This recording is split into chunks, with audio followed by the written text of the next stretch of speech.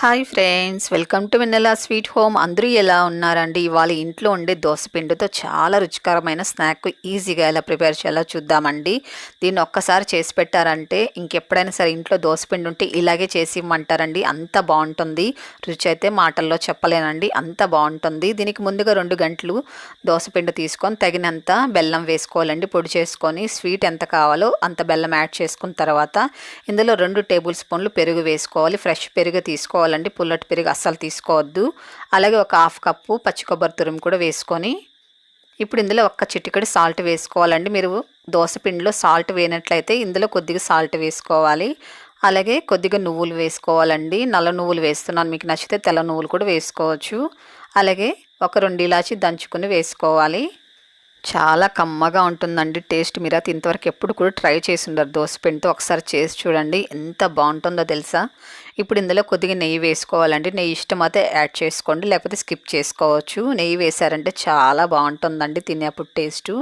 ఇదంతా బాగా మిక్స్ చేసుకోవాలండి. మనం బెల్లం పొడి చేసి వేసాం కదా, బెల్లం అంతా కూడా చక్కగా కరిగేంత వరకు బాగా కలుపుకోవాలి.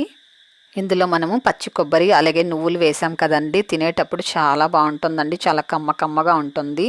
ఇందులో నేను ఒక 3/4 కప్పు గోధుమ పిండి తీసుకున్నానండి. మీరు కావాలంటే మైదా కూడా తీసుకోవచ్చు. ఇందులో కొద్దిగా వేసుకుంటే మిక్స్ చేసుకోవాలి. మరి గట్టిగా ఉండకూడదండి, అలాగని ఎక్కువ లూజ్గా ఉండకూడదు. మనకి ఎంత పిండి కావాలో అంత వేసుకోవాలండి. నేను 3/4 కప్పు తీసుకుని దాంట్లో 2 టేబుల్ స్పూన్లు మిగిలిందండి. చూడండి, ఇలాగుండా పిండి కలిపిన తర్వాత ఇప్పుడు ఇందులో కొద్దిగా బేకింగ్ సోడా వేసుకొని మరొకసారి బాగా మిక్స్ చేసుకోవాలి. మరి ఎక్కువ వేయకుండా, ఎక్కువ వేసారనుకోండి ఆయిల్ ఎక్కువ పీల్చుకుంటుంది కాబట్టి తగినంత వేసుకొని బాగా కలుపుకోవాలి. చూడండి, ఇలా గట్టిగా ఉండాలండి, మరి ఎక్కువ లూజ్గా ఉండకూడదు, ఇలాగ ఉండాలి. ఇప్పుడు దీన్ని పక్కన ఉంచుకుందామండి. దీన్ని అప్పటికప్పుడే చేసేసుకోవచ్చు అండి. మీకు టైం ఉంటే కూడా ఒక 10 నిమిషాలు కూడా పక్కన పెట్టుకోవచ్చు, లేకపోతే కూడా అప్పటికప్పుడు చేసుకుని కూడా చాలా చక్కగా వస్తుందండి. ఇప్పుడు స్టవ్ పైన ఆయిల్ పెట్టుకొని వేడి చేసుకోవాలి. ఆయిల్ మీడియం హీట్లో ఉండాలండి. అలాగే లో ఫ్లేమ్లో ఉంచుకొని పిండి వగ్గరిట్టి వేసుకొని ఇలా నెమ్మదిగా ఫ్రై చేసుకోవాలి. లోపల పిండి అంతా కూడా చక్కగా ఉడకాలి కాబట్టి సిమ్లోనే ఉంచుకొని దీన్ని ఉడికించుకోవాలండి. మనం బెల్లం వేసాం కాబట్టి ఆయిల్ ఎక్కువ హీట్గా ఉందనుకోండి త్వరగా మాడిపోయే ఛాన్స్ ఉంటుంది కాబట్టి సిమ్లో ఉంచుకొని దీన్ని ఫ్రై చేసుకోవాలి. చూడండి ఎంత చక్కగా ఉందో, బెలూన్ లాగా బాగా చక్కగా ఫ్రై అయింది. మరొకటి కూడా వేసి చూపిస్తా చూడండి, చక్కగా పొంగుతూ వస్తుందండి. చూసారు ఎంత చక్కగా పొంగుతుందో. చాలా టేస్టీగా ఉంటుందండి. కాబట్టి వీడియో చూసిన తర్వాత అస్సలు మిస్ చేయకండి. మీరు బెల్లం ప్లేస్లో మీరు చక్కెర కావాలంటే కూడా వేసుకోవచ్చండి. చక్కెర వేసుకుంటే కూడా టేస్ట్ బాగానే ఉంటుంది. మీకు బెల్లం ఇష్టం లేనట్లయితే చక్కెర కూడా వేసుకొని చేసుకోవచ్చండి.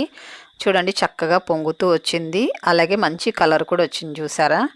ఇప్పుడు మిగతా అన్నీ కూడా ఇలాగే ఫ్రై చేసుకొని తీసుకుందామండి. ఆయిల్ కూడా చాలా తక్కువ పీల్చుకుంటుందండి. మీరు వంట సోడా ఎక్కువ వేసారనుకోండి ఆయిల్ ఎక్కువ పీల్చుకుంటుందండి. కాబట్టి చూసుకొని వంట సోడా యాడ్ చేసుకోండి. దీన్ని ఒక టిష్యూ పేపర్ పైకి తీసుకున్న తర్వాత ఇలా ఒక సర్వింగ్ ప్లేట్లోకి తీసుకోండి. ఎంత యమ్మీగా ఉంటాయో తెలుసా. తింటుంటే సూపర్ అంటే సూపర్ అండి, చాలా బాగుంటాయి.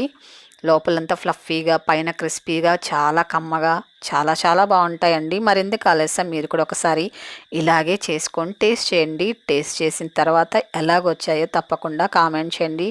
మీ ఫ్రెండ్స్కి, మీ తెలిసిన వారికి, మీ చుట్టాలందరికీ కూడా ఈ వీడియోని తప్పకుండా షేర్ చేయండి, లైక్ చేయండి. ఫస్ట్ టైం మన ఛానల్ చూస్తున్నట్లయితే మన ఛానల్ని వెంటనే సబ్స్క్రైబ్ చేసేసుకోండి.